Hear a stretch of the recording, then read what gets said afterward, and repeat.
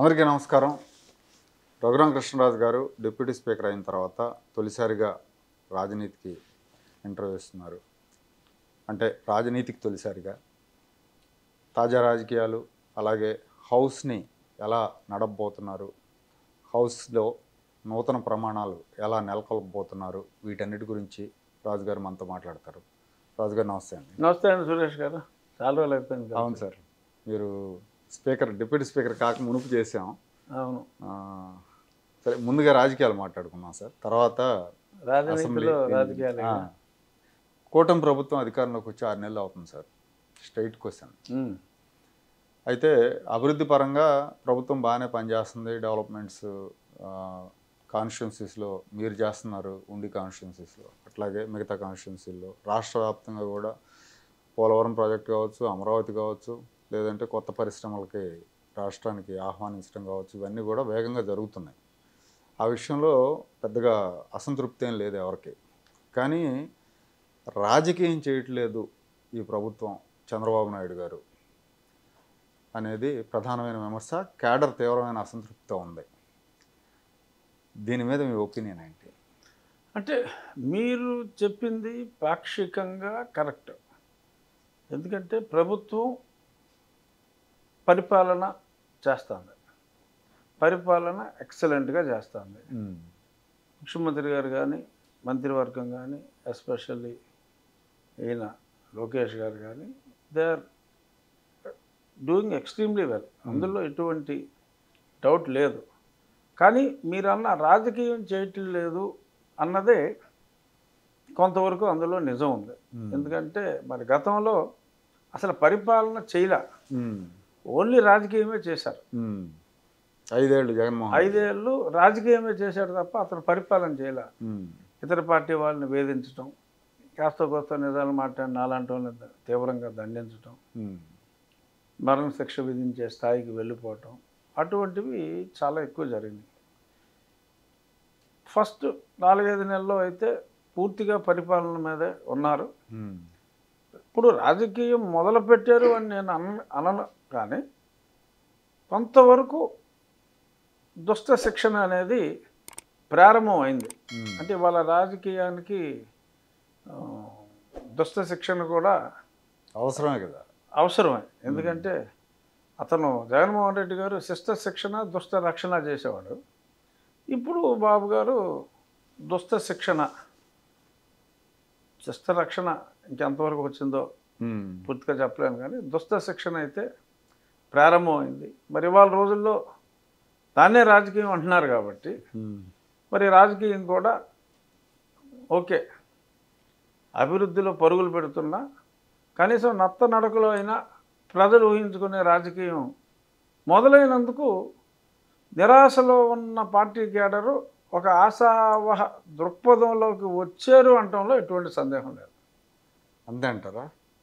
అంటే యాక్చువల్గా మీ party cadre, అంటే జగన్మోహన్ మీరు అన్నారు కదా శిష్ట శిక్షణ దుష్ట రక్షణ చేశారని చెప్పి, 5 ఏళ్ళు అదే చేశారు.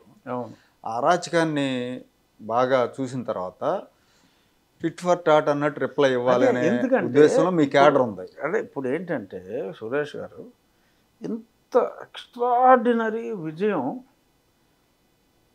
ముఖ్య కారణం అదే జగన్ మోహన్ రెడ్డి గారి మీద ఉన్న ద్వేషం, అది చంద్రబాబు నాయుడు గారి మీద ప్రేమగా మారింది. ఎందుకంటే ఈయన కార్యదీక్షాపరుడు అని తెలుసు. అయినా అతను నాకు ఒక అవకాశం ఇవ్వండి అంటే ప్రజలు ఆశాజీవులు కాబట్టి డెఫినెట్గా ఇంకేం బ్రహ్మాండం మొదలు పెడతాడో అని చెప్పి ఆయన చక్కగా పనిచేసినా కూడా తిరస్కరించి ఇటు వచ్చారు. సో ఒక కోపంతో, ఒక పశ్చాత్తాపంతో కూటమికి ఓట్లేశారు. వేసినప్పుడు ఆ కోపం ఎలిమెంట్ ఎక్కువ, పశ్చాత్తాపం ఎలిమెంట్ కన్నా కోపం ఎలిమెంట్ చాలా ఎక్కువగా ఉంది. ఆ కోపం ఎలిమెంట్కి ఇమ్మీడియట్గా వీళ్ళందరూ కూడా ఎవరైతే జగన్మోహన్ రెడ్డి గారి మీద కోపం వచ్చి చంద్రబాబు నాయుడు గారికి పార్టీలకు అతీతంగా మద్దతుగా మాట్లాడటం మొదలెట్టారో, అంటే ఏం చేస్తాడు మద్దతు అంటే ఎవడో మాట్లాడలేడు కదా, ఏదో సోషల్ మీడియాలో ఓ 4 మంచి మాటలు పెట్టుకుంటారు. బాబు మళ్ళీ రావాలనో లేకపోతే ఇంకోటనో ఏదో పెట్టుకుంటే అలాంటి వాళ్ళందరి మీద యాక్షన్ తీసేసుకుని ఎరగొట్టేశారు. అవును. సో వాళ్ళందరూ దే ఎక్స్పెక్టెడ్, వాళ్ళు ఎంత కసితో ఓట్లేసి బాబు గారిని కూటమిని గెలిపించారో అదే కసి వీళ్ళని శిక్షించిన వాళ్ళని కూడా తీవ్రంగా శిక్షిస్తారు అని ఒక ఆశావాహ దృక్పథంలో ఉన్నారు. అది కొంతవరకు ఇనీషియల్ నెలల్లో క్రమేపీ తగ్గింది, వాళ్ళల్లో అసహనం మొదలైంది. మీలాంటి కొన్ని ఛానల్స్ గుర్తించినాయి. పీపుల్ ఆర్ హ్యాపీ, ఈ ప్రభుత్వం మీద people are 100% happy. Cadre is not 100% happy. అవును. Initially they were unhappy, especially cadre. But now క్రమేపీ అన్హ్యాపీనెస్ స్థానంలో హ్యాపీనెస్ వస్తుంది. ఎలాగా ఇప్పుడు మరీ ఉన్మాదంగా మాట్లాడారు అప్పుడు ఎవరు, నందిగం సురేష్ కావచ్చు, బూరుగడ్డ అనిల్ కావచ్చు, మిగతా నాయకులు, పెద్ద నాయకులు మాట్లాడారు. అంటే వల్గారిటీలో పీక్ వెళ్ళిపోయారు వీళ్ళు. అవును. కళ్యాణ్ గారి ఫ్యామిలీని కానీ, బాబు గారి ఫ్యామిలీని కానీ, లేడీస్ ఈవెన్ నా గురించి కూడా రకరకాలుగా మాట్లాడారు. సురేష్ అన్న అతను నా తోలు తీసేస్తానని చెప్పి పార్లమెంట్లో మాట్లాడాడు. అవును. సో ఇంత అసభ్యంగా మాట్లాడే వాళ్ళు డెఫినెట్గా ఇప్పుడు గురవుతున్నారు పనిష్మెంట్కి. సో ఇలా రేపు ఇప్పుడు నేను వేసిన కేసే ఉంది, కేసు వేగవంతం అయింది, అలా బెయిల్ కానీ తిరుగుతున్నారు, ఒక భయం అయితే వచ్చింది. సో ఇలా స్టెప్ బై స్టెప్ ఒక పక్క పరిపాలన మీద పూర్తి ఫోకస్ పెడుతూ దీని మీద కూడా క్రమేపీ ఫోకస్ పెరిగింది. అంటే రాజు గారు మీరు చెప్తున్నారు ఫోకస్ పెట్టారు జరుగుతుందని, కానీ యాక్చువల్గా చూస్తే అండి వీళ్ళు చాలా విషయాలు గత 5 ఏళ్లుగా చేసిన అరాచకాలకు సంబంధించి సాక్ష్యాధారాలతో సహా దొరుకుతున్నారు, లడ్డూల్లాగా దొరుకుతున్నారు. జగన్మోహన్ రెడ్డి గారి దగ్గర నుంచి ఆయన దగ్గర పనిచేసిన నాయకులు, అధికారులు. ఇప్పుడు ఉంది ఏంటది ఫైబర్ నెట్, జీవీ రెడ్డి గారు చెప్పాడు. అవును, నిన్న 3 పర్మనెంట్ ఎంప్లాయీస్ 1350 మంది అని, 5 లక్షల కనెక్షన్లు, 1300 కోట్ల అప్పు. మా భీమవరంలో బీసీఎన్ ఛానల్ అని ఉంది, శ్రీనివాసరాజు గారు అని నాకు ఆప్తుడు, ఆయనకి 10 లక్షల కనెక్షన్లు. ఆ కంపెనీకి ఉంటే 50 కోట్లు కూడా లేదు. దీని మీద డబుల్ కనెక్షన్లు, 50 కోట్లు డెట్ కూడా లేదు. అంటే ఎందుకు అంత డెట్ అవసరమైంది? మరి వీళ్ళు అంత డబ్బు ఏమైంది? మరి ఇవన్నీ చూడాల్సినవి. వీటన్నిటి మీద వేగవంతంగా చర్యలు తీసుకోవట్లేదు అనేది ఒకటండి పాయింట్. రెండోది అంటే వీళ్ళు చట్ట వ్యతిరేకంగా తీసుకోమంటలేదు, జగన్మోహన్ రెడ్డి లాగా అరాచకంగా తీసుకోమంటలా, చట్ట ప్రకారమే కఠిన చర్యలు తీసుకోమంటున్నారండి. కానీ కేసులు పెడుతున్నారు, వాళ్ళేమో బెయిల్లో లేదంటే ఇంటరమ్ రిలీఫ్లో తెచ్చుకుంటున్నారు. అంటే కేసులు వీక్గా పెడుతున్నారా లేకపోతే ప్రభుత్వం వైపు నుంచి వాదన? అంటే బెయిల్ అంటేనండి చట్టంలో 7 సంవత్సరాల లోపు శిక్షలు ఉంటే they are eligible for bail. So ఈ కేసులు ఇవన్నీ కూడా మ్యాక్సిమమ్ ఎక్కువ 7 సంవత్సరాల లోపే ఉన్నాయనుకోండి. జగన్మోహన్ రెడ్డి అందుకని ఏం చేసేవాడు, దొంగకేసేవాడు, పడేసేవాడు అబౌవ్ 7కి. ఇప్పుడు నా మీద నన్ను అరెస్ట్ చేయాలనుకున్నాడు, ఏ కేసు పెట్టినా 7 ఏళ్ళ లోపే. అందుకని రాజద్రోహం అని ఒకటి ఎతికి దానికి 10 years అండ్ అబౌవ్ ఉంది, ఊరుకోడు వేసాడు బెయిల్ రాకుండా చేయాలని. బెయిల్ అంటే ఈవెన్ నాన్ బెయిలబుల్ అంటే it doesn't mean it is not eligible for bail. డైరెక్ట్గా స్టేషన్ బెయిల్ రాని దాన్ని నాన్ బెయిలబుల్ అంటారు. Courts can give bail in any situation. మరి డైరెక్ట్గా మర్డర్ చేస్తే దొరికేస్తే తప్ప bail is the right in general. But దారుణమైన తప్పు చేసినప్పుడు, ఇప్పుడు నా మీద murder plan, it's a Koop, లేపేయడానికే చూశారు. సో అది మర్డర్ సెక్షన్ అనేది ఉంటుంది, అందులో 307 ఉంటుంది డెఫినెట్గా, అది అబౌవ్ 7 years. ఇట్లాంటి జెన్యున్గా పెట్టే అవకాశాలు కొన్ని కేసుల్లో ఉంటాయి. So corruption case suppose above 7 కాదనుకోండి ఆ particular thing, so they may get bail. So అంత మాత్రం చేత ప్రభుత్వం వీక్ అని అనుకోవటం కరెక్ట్ కాదు. అంటే ప్రభుత్వం అన్యాయంగా అక్కర్లేని సెక్షన్లో కాదు ఏమనుకుంటారంటే జగన్మోహన్ రెడ్డి పెట్టి కేసులో కూడా బొక్కలు వేసేవాడు కదా, అదే వీళ్ళు ఎందుకు చేయలేకపోతున్నారు. సోషల్ మీడియా వాళ్ళు ఉన్నారండి అవును పాపం, ఎంతమందిని తీసుకెళ్ళి అవునా, కొట్టించాడు. రంగనాయకమ్మ గారు కానీ లేకపోతే పాప కిషోర్ అన్న చనిపోయాడు. చనిపోయారు వైజాగ్. ఇలా చాలా చేశారు. వాళ్ళు చేసింది అరాచకం, 100% అరాచకం చేయటం చంద్రబాబు నాయుడు గారికి చేత కాదు. అరాచకం చేయటం అది మంచి అలవాటు. సో అంచేత దానికి ఆయన అభినందించాలి. అంటే తర్వాత చంద్రబాబు నాయుడు గారి మీద ఎవరు కూడా పెద్దగా హోప్స్ పెట్టుకోలేదండి. Hopes means development angle, administration angle కాదు. ఈ పాలిటిక్స్ ప్రతీకార రాజకీయాలు చేస్తారు, ఈయన ఎప్పుడు చేయరులే, వాళ్ళ జోలికి వెళ్ళరు, వాళ్ళని అట్లా వదిలేస్తారు, వాళ్ళు రెచ్చిపోతూ ఉంటారు అనేది ముందు ఆయనతో చాలా 30 ఏళ్ళ ఎక్స్పీరియన్స్ కాబట్టి అందరూ కూడా ఎక్స్పెక్ట్ చేయాల. లోకేష్ గారు వస్తారు, టిట్ ఫర్ టాట్ అన్నట్టు సమాధానం చెప్తారు. అంటే యోగాళం పాదయాత్రలో ఆయన మాట్లాడిన మాటలు కానీ, ఆయన కొంచెం స్ట్రిక్ట్గా వైసీపీ అంతు చూస్తాడు అని అందరూ ఎక్స్పెక్ట్ చేశారు. కానీ ఆ ఎక్స్పెక్టేషన్స్ని ఆయన మీట్ అవ్వలేదేమో అనిపిస్తూ ఉంది. అంటే ఆ రకంగా ఎక్స్పెక్ట్ చేయటం కరెక్ట్ కాదు. So he has got highest potential to be the next leader. So అంత పొటెన్షియల్ ఉన్న leader honestly what I feel is going on the right track అని అనుకుంటున్నా. ఎందుకంటే ఏదో పిచ్చి పిచ్చి కేసులు పెట్టేసి ఇది వేసేయటమే అనుకుంటే, హీఈస్ ఫోకసింగ్ ఆన్ డెవలప్మెంట్. ఆయన విదేశాలకి వెళ్ళినప్పుడు కూడా రిజల్ట్ కనపడుతుంది. ఊరికే జగన్మోహన్ రెడ్డి వెళ్ళేవాడు వచ్చేవాడు తప్ప రిజల్ట్ ఉండేది కాదు. ఆయన ఏం చేస్తున్నారో కూడా తెలిసేది కాదు. సో రిజల్ట్ కనపడుతుంది. ఈయన లోకేష్ చేసే దాంట్లో రిజల్ట్ ఈజ్ విజిబుల్. ఓకే, కొంత గ్యాలరీ కోసం నేను చేస్తాను, వేసేస్తాను అన్నప్పుడు తప్పదు, ఎమోషన్ ఉంది. కానీ at the same time out of the way చేయాలి అంటే మీరు స్పాట్లోకి వెళ్ళి ఇది ఎలాగ చేయాలి అన్నప్పుడు అవుట్ ఆఫ్ ది వే వెళ్ళే చేయాలి. With in the legal purview ఇలా చేస్తే లాంగ్ రన్లో మంచిది కాదు అని అనిపించినప్పుడు, సో జగన్మోహన్ రెడ్డి అలాగే ఈ షార్ట్ టర్మ్ కోపం ఉంటే వేసే అన్న ఫిలాసఫీలో వెళ్ళి బటన్ నొక్కుతున్నాను కదా ఓట్లు పడతాయి అనుకున్నాడు. ఆ యాటిట్యూడ్ చూపెట్టి అతను తెరమరుగైపోయాడు. So we have to take lesson from Jaganmohan Reddy. అంటే కొంత నిరాశ ఉన్నప్పటికీ అప్పుడు ఈయన లొకేషన్ కూడా దారుణంగా ప్రతి మీటింగ్లోనూ ఏదోటి అనేవాడు జగన్మోహన్ రెడ్డి గారు. అవును. సో ఆ హ్యూమన్ ఫీలింగ్స్ అనేది ఉంటాయి. ఆ కడుపు మండిపోయి చూస్తానంటారా మీ అన్నీ నోట్ చేసుకుంటున్నాను అని అంటాం. డెఫినెట్గా as a human being emotion ఆటోమేటిక్గా వస్తుంది. బట్ అక్కడ అతను ఒక హ్యూమన్ బీయింగ్గా ప్రతిస్పందించాడు. For an action he wanted to do some reaction.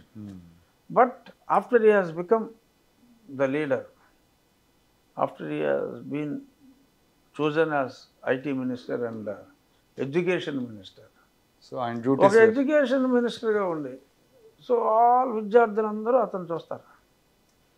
అతను ఆ మంత్రి విద్యాశాఖ మంత్రి అంటే మనం టీచర్ దగ్గర ఒకటి ఎక్స్పెక్ట్ చేస్తాం, పోలీసు దగ్గర ఇంకోటి ఎక్స్పెక్ట్ చేస్తాం. అవును.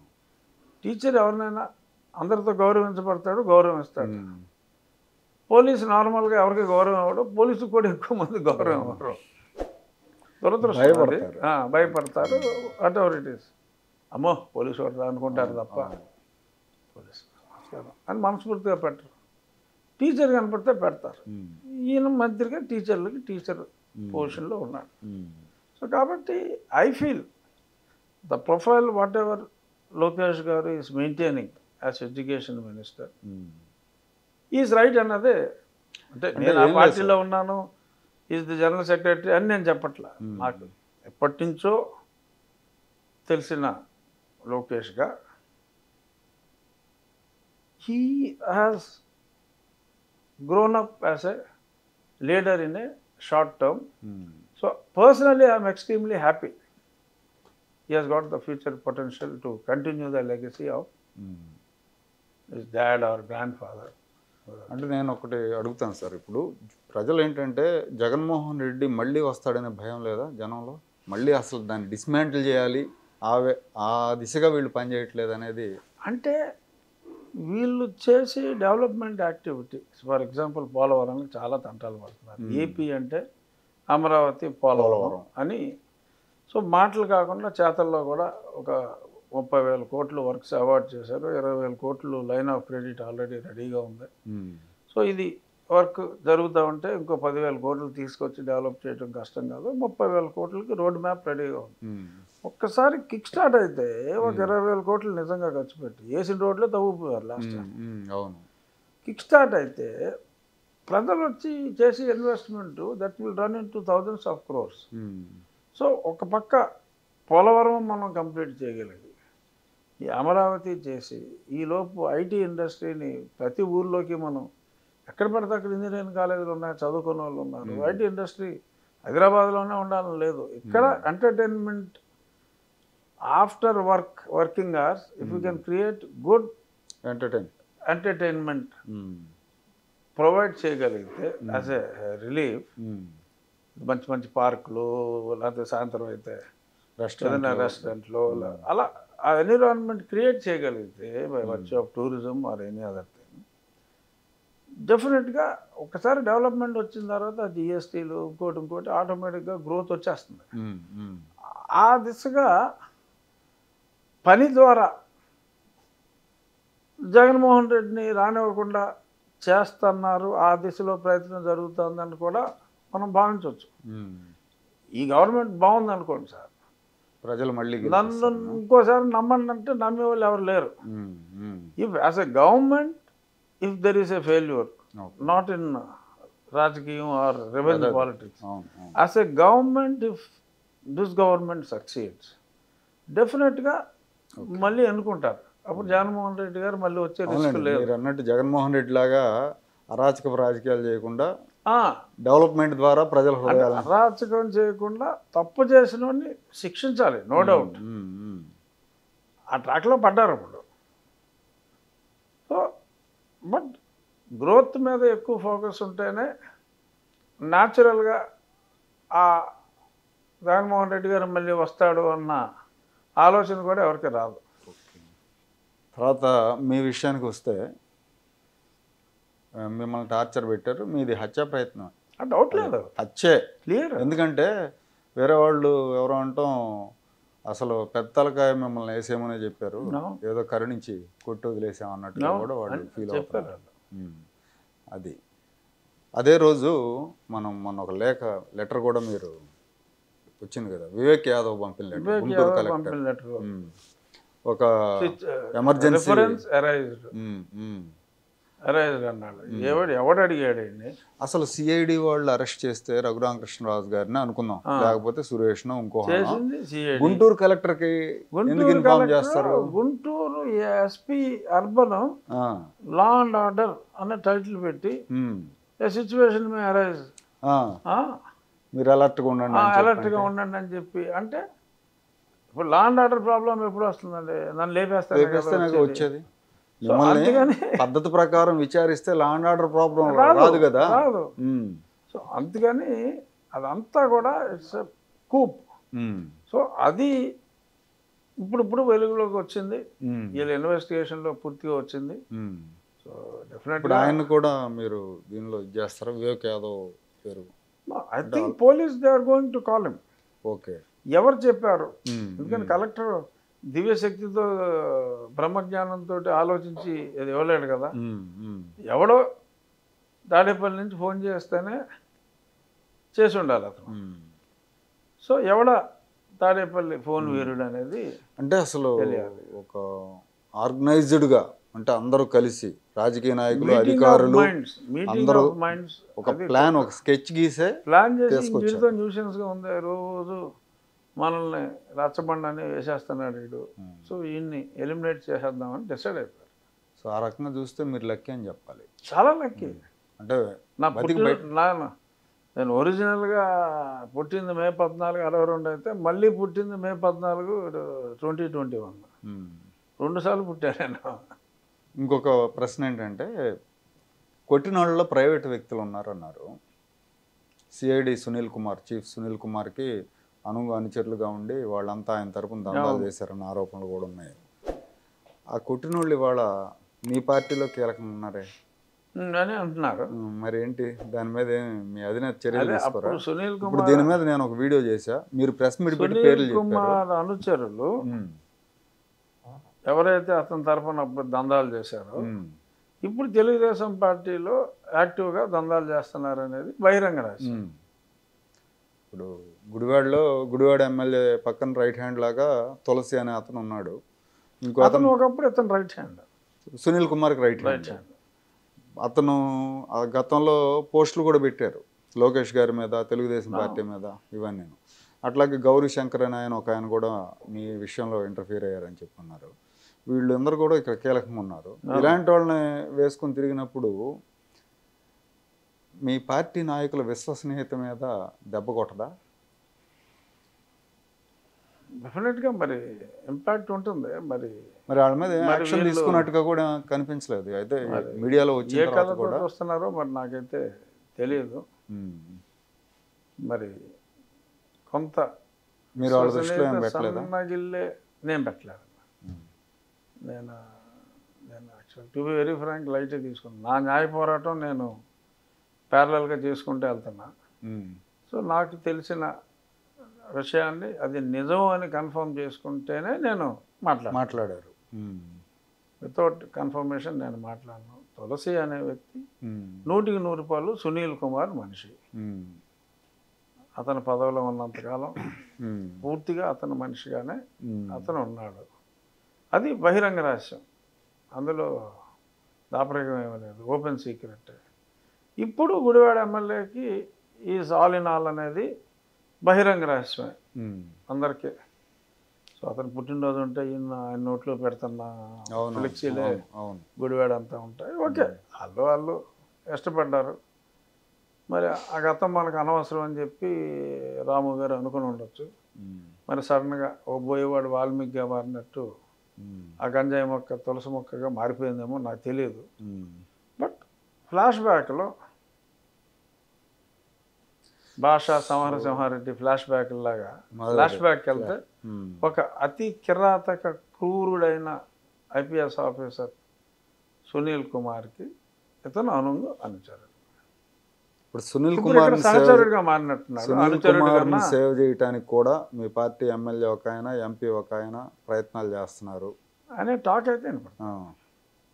అది నిజమా కాదా అనేది అది నేను ఖచ్చితంగా చెప్పలేను. కానీ ఆ టాక్ ఈ విజయవాడ చుట్టుపక్కల చాలా గట్టిగా వినపడుతున్న మాట నిజం. అది నిజమో కాదో నాదే లేదు. మరి ఇంతవరకు అరెస్ట్ చేయలేదు ఎందుకనండి సునీల్ కుమార్ని? ఎన్నోసార్లు అడిగా. చాలా అరెస్ట్ అంటే నాకు బెయిల్ ఇవ్వండి, ముందస్తు బెయిల్ ఇవ్వండి. అతనికి నమ్మకం అనుకుంటా, అతను అంటుకోలేరు అనేది నమ్మకం ఏమో నాకు తెలియదు. బట్ నేను ఎక్స్పెక్ట్ చేసింది ఏంటంటే కనీసం ఇప్పుడు అతను సంవత్సరానికి 5-6 సార్లు విదేశాలకు వెళ్తాడు సునీల్ కుమార్. అతని ఇష్టం, అత్యంత ధనవంతుడు. అతని కొడుకులు వయసులో చాలా తక్కువ, కానీ వాళ్ళకి దుబాయ్లో లండన్లోనూ కంపెనీలు ఉన్నాయి. నెట్లో సెర్చ్ చేస్తే దొరికేస్తాయి. ఆ పాతాల పేరు, ఇతని ఇంటి పేరు పాతాల, అవన్నీ ఉన్నాయి. సో అతను అత్యంత ధనవంతుడు. మరి సర్వీస్ రూల్స్ అన్నీ వైలేట్ చేసి ఎయిమ్ అనే సంస్థకి అధినేతగా ఉన్నాడు. అది ఈ గవర్నమెంట్కి పెట్టే కంప్లైంట్. నేను గతంలో కూడా అంటే ఈ గవర్నమెంట్ అంటే నేను రాష్ట్ర ప్రభుత్వానికి అప్పుడు జగన్ ఉన్నప్పుడే పెట్టా.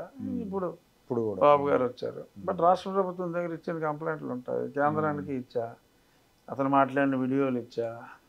ఒక ప్రభుత్వ అధికారిగా ఉండి జీసస్ క్రైస్ట్ని, మతాన్ని అతను మెచ్చుకున్న విధానం మీరు నేను మాట్లాడతాం వేరు. ఒక ప్రభుత్వ అధికారి కొన్ని రెస్ట్రిక్షన్స్ ఉంటాయి, అన్నీ వైలేట్ చేశాడు. తను చేసినప్పటికీ కూడా స్క్రాచ్ ప్రూఫ్, ఏదో స్క్రాచ్ కార్డ్ ఏదో రాసేసుకున్నట్టున్నాడు. ఈ మధ్యన సోషల్ మీడియాలో వెళ్తే ఫస్ట్ స్క్రాచ్ కార్డ్ అని ఒక అడ్వర్టైజ్మెంట్ వచ్చేస్తుంది. మీరు చూడాలంటే కూడా ముందు అది వచ్చేస్తుంది. సో అలాగే ఏదైనా స్క్రాచ్ కార్డ్ పూసుకుని తిరుగుతున్నాడేమో. కాదు సార్, ఇప్పుడు మీరు ఒక రాజకీయ నాయకుడిగా డిప్యూటీ స్పీకర్ అనేది ఇప్పుడు పక్కన పెట్టండి. ఏదో ఒక మన ప్రముఖ కొత్తగా రాజకీయ నాయకుడు, మీరు ఎంపీగా పనిచేశారు. సమాజంలో అదర్ దాన్ పాలిటిక్స్ కూడా సమాజంలో మీరు ప్రముఖ వ్యక్తి. మీకే అలాంటి పరిస్థితి ఉంటే ఇక కామన్ మ్యాన్ పరిస్థితి ఏంటండి? ఆ కామన్ మ్యాన్కి వ్యవస్థల మీద నమ్మకం పోకూడదనే ఉద్దేశంతోనే నేను నా పోరాటం మొదలుపెట్టాను. ఉమ్, ఒక ఎంపీ కింద నుండి అత్యున్నత చట్టసభ పార్లమెంటు, శాసన సభ, చట్టసభ, అత్యున్నత చట్టసభ భారతదేశంలో ఏంటి? ప్రపంచంలో 900 కోట్ల జనాభా ఉంటే 150 కోట్లు ఇక్కడ. బిగ్గెస్ట్ డెమోక్రసీ ఇదే. ఉమ్, చైనాలో డెమోక్రసీ లేదు. అవును. సో బిగ్గెస్ట్ డెమోక్రసీలో చట్టసభలో చట్టం చేసేవాడిని సునీల్ కుమార్ లాంటి లేపేయడానికి స్కెచ్ చేస్తే అతను ఇంకా స్క్రాచ్ కార్డ్ వేసుకుని తిరుగుతూ ఉంటే ఈ పార్టీలు నన్ను ఏం చేస్తా, నా వెనకాల ఇంత ఓటు బ్యాంక్ ఉందని చెప్పుకుని తిరుగుతున్నాడు అని చెప్పి అంటారు. ఉమ్, అది చూసి నాయకులు భయపడుతున్నారని అని అంటారు. ఉమ్, నిజం కావచ్చు కూడా. కనీసం లుకౌట్ నోటీస్ కూడా ఇవ్వాల. సంవత్సరానికి 6 సార్లు విదేశాలకు వెళ్ళి వాడికి లుకౌట్ నోటీస్ ఇవ్వరండి, ఉమ్, ఇవ్వాల. సో ఇది నేను ఎక్స్ప్రెస్ చేశా చాలాసార్లు. ఉమ్. బట్ ఐ థింక్ పోలీస్కి they may have their own అంటే స్టైల్ ఇందాక ఆఫ్ మీరు అన్నారు ఇన్వెస్టిగేషన్. కదా స్లోగా స్టార్ట్ అయిందని. అందుకని కానీ దాని మీద నమ్మకం పెట్టుకొని ఆశాభావంతో ఈ విషయంలో మీ కేసు విషయంలో కావచ్చు, లేదంటే జత్వానీ కేసు విషయంలో కావచ్చు, ఇట్లాగే నిష్క్రియాపరంగా ఉంటే మాత్రం ప్రజలు క్షమించరండి. ఈ జత్వానీ అభివృద్ధి, కేసులో డెవలప్మెంట్, బాగానే ఉన్నట్టుంది వీటి కాస్త. ద్వారా ప్రజామోదం పొందటం, నా అంత ఇవన్నీ బిగ్గా, ట్రాష్ సార్. నా అంత స్లోగా జత్వానీ కేసు లేదేమో అనిపిస్తుంది. అంటే సీతారామాంజులు కూడా నిన్న జడ్జి గారు అన్నారు కదా, ఎందుకు ఇంకా అతను అరెస్ట్ చేయలేదు, బెయిల్ కోసం కూడా అప్లై చేయలేదు కదా అన్నారు. అంటే వీళ్ళు తడుముకున్నారు కదా, అందుకని నేను అది కూడా మెన్షన్ చేశాను. అవును, వీళ్ళకేమో బెయిల్ ఇవ్వద్దని తినేస్తున్నారు. అసలు బెయిల్కి అప్లై చేయడం మీరేం పీకారా అని చెప్పి, అంటే అలా అంతే కదా సార్. అలాంటి పదాలు జడ్జిలు వాడరు, కానీ అర్థం మన భాషలో అర్థం అదే. బెయిల్ అడగనోడేమో అసలు మీరేం మాట్లాడతారు లేదు, బెయిల్ అడిగినోడేమో వద్దని తినేస్తారేంటి అన్నట్టుగా నాకు అనిపించింది. అంతే, ఎవరైనా ఆలోచన కలిగిన వాళ్ళకి అదే అనిపిస్తుంది సార్. ఎక్కడో వెనకాల ఉన్న వాళ్ళకేమో బెయిల్ ఇవ్వద్దని తిరుగుతున్నారు, ముందున్నోడిని ఇంతవరకు మీరు కొట్టుకోలేదు, వాడు ఏమీ అప్లై చేయలేదు కదా బెయిల్ కోసం అని చెప్పి. అది చాలా కామెడీగా కూడా ఉంది, రియలిస్టిక్గా. అదే. సో మీకైతే నమ్మకం ఉందంటారా ఇవన్నీ కూడా సెటరేట్ అవుతాయి, లెక్కలు తేలుతాయని? Investigation officer very good officer, ఆ ప్రోగ్రెస్ చూస్తాను కదా, డెఫినెట్గా నాకైతే నమ్మకం ఉంది. ఆలస్యం అయినప్పటికీ అంతిమ విజయం, దోషులు ఖచ్చితంగా దొరుకుతారు అని నమ్మకం అయితే వచ్చింది. ఇందాక ఎలాగైతే ప్రజలు స్లోగా నమ్మకం మొదలైందో అపనమ్మకం స్థానంలో, అలా నాలో కూడా నమ్మకం మొదలైంది. సో మీలో నమ్మకం మొదలైతే మాలో కూడా నమ్మకం మొదలైంది. Thank you. తర్వాత సార్ ఎట్లా ఉంది డిప్యూటీ స్పీకర్గా మీ ఎక్స్పీరియన్స్? Extremely happy. అది అంతా చంద్రబాబు గారు కానీ, కళ్యాణ్ గారు కానీ, లోకేష్ గారు అందరూ కూడా నా గురించి మాట్లాడి ఐ ఫెల్ట్ ఎక్స్ట్రీమ్లీ హ్యాపీ. మీకు అదే డిప్యూటీ స్పీకర్గా మిమ్మల్ని ఎన్నికైన వెంటనే అందరూ కలిసి అక్కడికి తీసుకెళ్ళటం డయాస్ మీదకి, బాగా అంటే స్పీకర్ గారికి మీకు కూడా మంచి ఎక్స్ట్రాడినరీ రిలేషన్. మేము పర్సనల్గా అదే 35 సంవత్సరాల స్నేహం నాకు అయ్యన్ గారికి. సో అందుకని చెప్పి ఆయన దగ్గర డిప్యూటీగా ఉండటం ఐఎమ్ ఎక్స్ట్రీమ్లీ హ్యాపీ. అంటే ఇప్పుడు లాస్ట్ 5 years హౌస్ నడిపిన తీరు చూసామండి, తమ్మినేని సీతారాం గారు నడిపిన తీరు చూశాక చాలా దారుణంగా, అంటే ఆంధ్ర అసెంబ్లీ అంటే ఒక చిన్న చూపు, ఒక హేళన. ఎప్పుడన్నా మీరు హైదరాబాద్లో కానీ, తెలంగాణ వాళ్ళని కానీ, ఇటు చెన్నై వాళ్ళని కానీ కదిలిస్తే ఏంటి అంత బూతులు, ఇది అరాచకం అన్నట్టు ఉండేది. పైగా ఇందాక మీరు అన్నారు 76 రోజులు జరిగింది, 5 ఏళ్లలో హౌస్ జరిగింది 76 రోజులని. సరే కొంత కరోనా అనుకున్నా, ఇప్పుడు ఇంకో 10-15 రోజులు తేడా వచ్చిండేది. సో ఆ పాతాళంలో ఉన్న ప్రమాణాలని పైకి తీసుకురావడానికి గతంలో నాకు ఊహ తెలిసినప్పుడు కాదులండి, ఒక 20 సంవత్సరాల క్రితం కూడా అసెంబ్లీ సమావేశాలు అంటే కనీసం 80 నుంచి 90 రోజులు ఎవ్రీ ఇయర్ జరిగి, సంవత్సరానికి 5 ఏళ్ళలో ఒక సంవత్సరంలో రెగ్యులర్గా జరిగి కూడా జరగల ఉమ్, గతంలో. ఉమ్, చెప్పాలి అంటే ఇప్పుడు కూడా లాస్ట్ సెషన్ కానీ ఆ ముందు సెషన్ కానీ ఉమ్, గతంలో జరిగిందన్ని రోజులైతే జరగల ఉమ్, వాస్తవం. కానీ ఉమ్, జగన్మోహన్ రెడ్డి గారి పాలన కన్నా ఎక్కువ జరిగినాయి. ఉమ్, ఉమ్, రాబోయే బడ్జెట్ సెషన్కి మిడ్ ఫిబ్రవరి నుంచి ఉండొచ్చు. రాబోయే బడ్జెట్ సెషన్లో మా స్పీకర్ గారు కూడా, మేము స్పీకర్ గారు మాట్లాడుకున్నప్పుడు ఉమ్, ముఖ్యమంత్రి గారికి ఈ బడ్జెట్ సమావేశాలు కనీసం ఒక 30 రోజులు ఉమ్, ఉండేలాగా అడుగుదామని చెప్పి అనుకుంటున్నాం. ఎందుకంటే ఎమ్మెల్యేలు కూడా అభ్యర్థిస్తున్నారు. సో ఒక టాపిక్ ఫర్ జనరల్ డిస్కషన్ ప్రతిరోజు ఉమ్, ఉండేలాగా ఉమ్, ప్లాన్ చేయాలని. అది క్వశ్చన్ అవర్ కూడా జనరల్గా క్వశ్చన్ అవర్ అనేది భారతదేశంలో అన్ని అసెంబ్లీల్లో ఎక్సెప్ట్ ఆంధ్రప్రదేశ్ ఉమ్, అన్ని అసెంబ్లీల్లో గంటే ఉంటుంది. ఉమ్, పార్లమెంట్లో అయితే 1 నిమిషం కూడా ఎక్సీడ్ అవ్వరు. ఉమ్, అందుకే దాన్ని క్వశ్చన్ అవర్ అన్నారు. క్వశ్చన్ అవర్స్ అని అలా. అవునవును. ఇక్కడ మటుకు గంటల తరబడి నడుస్తుంది. అదే మీరు మొన్న స్ట్రిక్ట్ గానే కూర్చోబెట్టారు అందరినీ, కొంతమంది జీరో అసంతృప్తి కూడా అవర్, వ్యక్తం చేశారు. అవును, 0 అవర్ అనేది ఎక్కువ మందికి అవకాశం ఇవ్వాలి. ఉమ్, అది 2 minutes నార్మల్గా. ఉమ్, అంటే you have to just inform about the problem. Um, ఉపన్యాస ధోరణిలో వెళ్ళిపోకూడదు. ఇష్యూని డైరెక్ట్ ఎందుకంటే ప్రజెంట్ నాకు పార్లమెంట్లో ఉన్న అందులోని 5 ఏళ్ళు ఎక్స్పీరియన్స్. కేవలం 2 రోజులు నేను పార్లమెంటు ఒకరోజే వెళ్ళలా. వెళ్ళలేదు. ఒకరోజు సంతకం పెడతాం మర్చిపోయా. 5 సంవత్సరాల్లో 2 రోజులు, ఒకరోజే వెళ్ళలేదు, 2 రోజులు సంతకం లేదు అంతే. వెళ్ళని రోజు ఇంకొక రోజు. సో ఆల్మోస్ట్ నేను అసలు మిస్ అయ్యేవాడిని కాదు. అక్కడ ఉన్నప్పుడు కూడా పొద్దున్నుంచి సాయంత్రం దాకా హౌస్ అయ్యేదాకా కూడా ఉండేవాడిని. ఏదన్నా 1 గంట 20 నిమిషాలు మిస్ అవ్వడం తప్ప కంటిన్యూస్గా ఉండేవాడిని.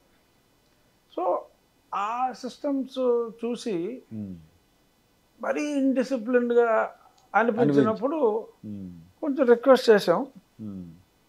సో కొందరు రియాక్ట్ అయిన మాట వాస్తవం. తర్వాత అయిన వెంటనే మళ్ళీ వేరే వెరీ క్లోజ్. సిస్టమ్కి అలవాటు చేసేటప్పుడు ఉంటుంది. మేము ఎంతసేపు మాట్లాడాలో మీరు చెప్పడం ఏంటి అన్నట్టుగా కూడా.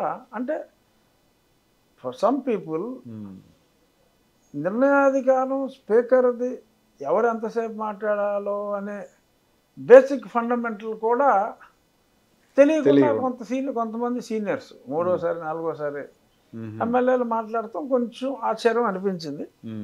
బట్ అయిన తర్వాత మళ్ళీ వెంటనే హలో బ్రదర్ అంటే హలో బ్రదర్ అని మాట్లాడుకున్నాం. సో అయింది ఏదో అయిపోయింది. సో అసెంబ్లీని అయితే ఒక ప్రమాణాలు పెంచే ప్రయత్నంలో ఉన్నారు డెఫినెట్గా. మరి గతంలో అయితే అసలు మరి ఇప్పుడు సభలో లేని వ్యక్తి గురించి కాదు సార్, బేసిక్గా మాట్లాడకూడదు. That is the fundamental rule. మరి ఆ గతంలో మరి ఒక అతను ఎమ్మెల్యే మన ఏదో కాంట్రవర్సీకి కూడా కారణమయ్యాడు. అవును, జోగి రమేష్. అసలు నాకు ఈ సభకి సంబంధం లేదు, నేను పార్లమెంట్ సభ్యుడిని. నన్ను లుచ్చా నా కొడుకు అని అన్నా అండి హౌస్లో. అవును, హౌస్లో. అవును. And that was appreciated by the then Jaganmohan Reddy నవ్వుతా ఉన్నాడుగా ఇలా ఇదా. అందుకనే మరి చంద్రబాబు నాయుడు గారు ఈ గౌరవ సభలో నేను ఉన్నాను, మళ్ళీ దీన్ని గౌరవ సభగా మారిన తర్వాతే నేను వస్తానన్నారు. ఛాలెంజ్ చేసి ముఖ్యమంత్రిగా వచ్చారు. ఇప్పుడు గౌరవ సభగా మారుస్తానని మా ముఖ్యమంత్రి గారు ఛాలెంజ్ చేసి వచ్చిన ఆ సభ గౌరవ సభగా ఉండేలాగా చూసుకోవాల్సిన బాధ్యత మా అధ్యక్షుల వారిది, నాది. అంటే బ్యాక్ బెంచెస్ నుంచి బూతులు కూడా తిట్టేవాళ్ళు అంట కదా గతంలో. అట అవన్నీ బయటికి రాకుండా ఏదో కట్ చేసినట్టున్నారు. కానీ ఉన్నవాళ్ళు విన్నవాళ్ళు చాలామంది ఉన్నారు. సో అటువంటిది లేకుండా నిజంగా చంద్రబాబు నాయుడు గారు ఆశించినట్టుగా గౌరవ సభ అంటే నిజమైన గౌరవ సభలాగా నడపవలసిన బాధ్యత మా అయ్యన్న పాత్రుడు గారి మీద, నా మీద ఉంది. అది డెఫినెట్గా చంద్రబాబు నాయుడు గారు ఏదైతే ఆశించారో అదైతే ఆయన ఆశయాలకు అనుగుణంగా మా అధ్యక్షుల వారు నేను చేయగలమన్న నమ్మకం మా ఇద్దరికీ ఉంది. సో మీ నాయకత్వంలో, అయ్యన్న పాత్రుడు గారి నాయకత్వంలో అవును, గౌరవ మా- సభని మా గౌరవ అయ్యన్న సభగా గారు- మారుస్తారన్న నమ్మకం అయితే కల్పించారు Definitely. మొదటి సమావేశాలతోనే. సో మీరు అది సక్సెస్ అవుతారని ఆశిస్తున్నాం అండి. థ్యాంక్స్ అండి సురేష్ గారు.